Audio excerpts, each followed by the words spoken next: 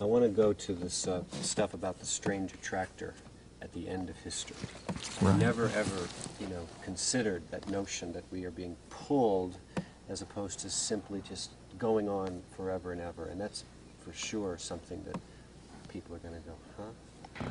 Well, in the 19th century, if you spoke of nature having a purpose, you were thought to be anti-evolution. Because in the 19th century, there was great pain to eliminate anything like preformation or teleology or purpose or God, all these things that they were trying to eliminate from evolutionary theory. And until very recently in scientific thought, the idea has been that events are pushed by the causal necessity embedded in the events which preceded them. In other words, if you ask the question, what is the most important event in terms of, or moment in terms of shaping this moment, the answer would be the moment just before this moment, because it hands on the energy, the space, the time. Recently, mathematicians have evolved what they call the notion of attractors, or strange attractors in some cases. And these are processes where a dynamic is not pushed by causal necessity from behind, but it's pulled by a point in the future. You could almost say, for example, if you release a ball bearing up near the rim of a bowl, that its attractor is the bottom of the bowl. And the ball bearing will roll down to the bottom, then halfway up the side, then up the side in shorter and shorter cycles until it finally comes to rest in the exact bottom of the bowl. Well, from the point of view of the new mathematics, the bottom of the bowl is a basin of attraction, and the ball bearing has fallen under its influence. So I have always doubted that evolutionary theory without purpose, without teleology, could produce as complex a world as we see around us in as short a time, 5 billion years, as the life of the Earth. It seemed more as though these processes were not just wandering across a flat genetic landscape. They were the process of biological evolution was actually being channeled between high walls. In other words, it could move. It had some motion this way, some this, but its forward direction was inevitable. And this is the idea of an attractor. That what the universe is doing is it is under the sway of what I call the transcendental object at the end of time. And that is this domain of hyperconnectivity, that it would be perfect novelty. And all nature aspires for this state of perfect novelty. You could almost say that nature abhors habit, and so it seeks the novel by producing various kinds of phenomena at every level in biology, chemistry, and society. And so there really is a purpose to the universe. Its purpose is this state of hypercomplexification in which all of its points become related to each other, become what mathematicians call cotangent. And it gives the universe the feeling of being imbued with a caring presence. It makes it appear as though nature is tending toward something, and that it changes our own ethical and moral position in the universe. Because, science tells us that we're the products of a cosmic accident. We're at the edge of an ordinary galaxy in an ordinary star system, and we're damn lucky to be here. And that's it. That's our place, a very existential notion of our place in the cosmos. But if you take this other point of view, that process is under the influence of an attractor, and that the value the attractor is maximizing is novelty, then suddenly, for the first time in 500 years, human beings are moved back to the center of the stage because we are the most novel thing on this planet. We are everything biology is, plus technology, language, politics, philosophy, art, so forth and so on.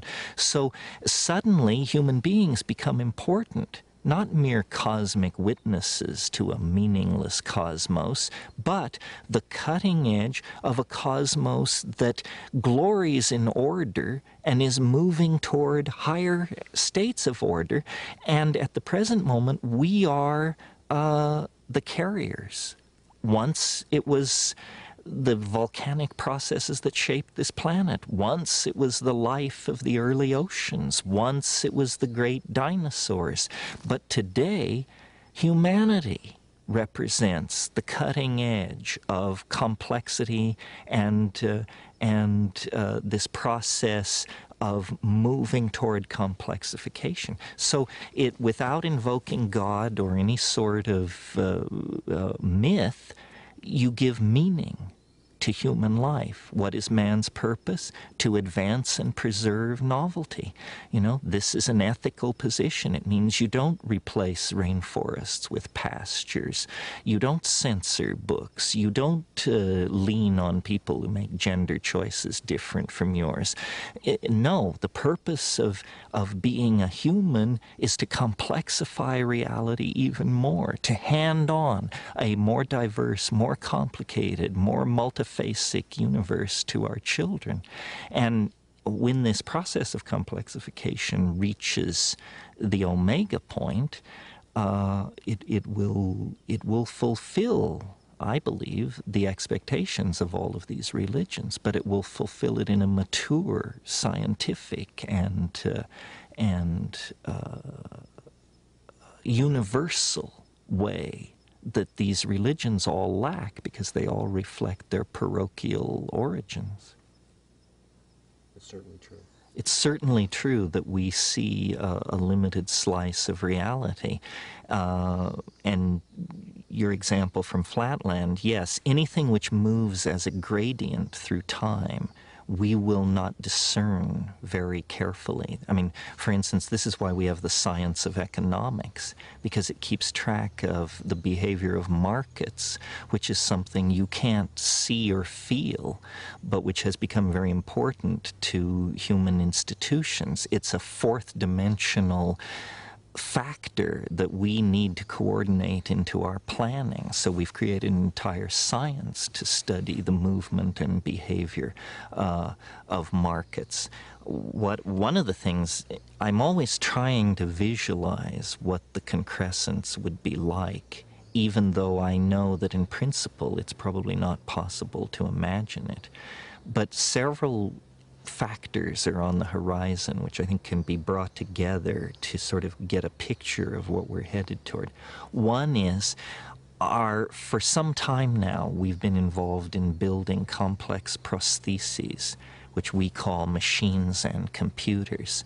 They are part of us. We don't perceive them as part of us because we identify with the flesh and exteriorize the fabricated metal. But in fact, they are a part of us as much as our political systems, our agriculture production systems, so forth and so on.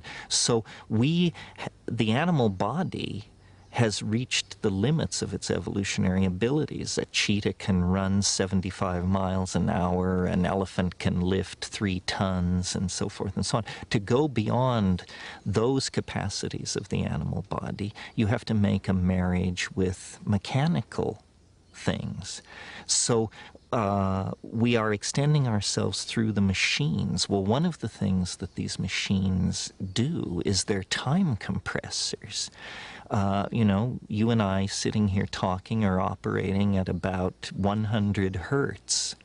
If we could be magically downloaded into a top-of-the-line computer, we would run at 800 megahertz. That means we could do 800 million more things in this moment than we can do when we're wearing flesh. So it may be that we will find a way to technologically stretch time And this will become for us like a false eternity. You may have only 10 minutes left in your life, but it may be time enough to pack in all of human history from the fall of Rome to the present moment.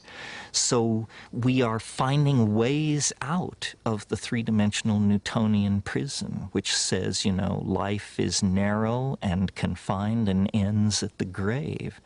And we're doing it by becoming information that is freed from material. And somehow this allows us to make this ascent to the next dimensional modality. Information is not time and space constrained the way we are. We talk about the difficulty of moving an object at the speed of light. Our entire planetary technology cannot achieve moving a marble at the speed of light. But we can move information at the speed of light, tetrabytes of it. We do this every day. So we see, we stand then like children at the edge of the ocean of information, and we're putting our feet in and wondering, you know, could we swim in that? What would it be like to be wet in that? What would it be like to go into that new medium? A similar dilemma must have confronted the early amphibians as they stared at the land and said, you know, could we leave the ocean? Could we go up into those places? Could we breathe air and actually make the transition to such a hostile and alienating environment as the land? And so these are major symmetry breaks. But in every case, the answer has been, you bet.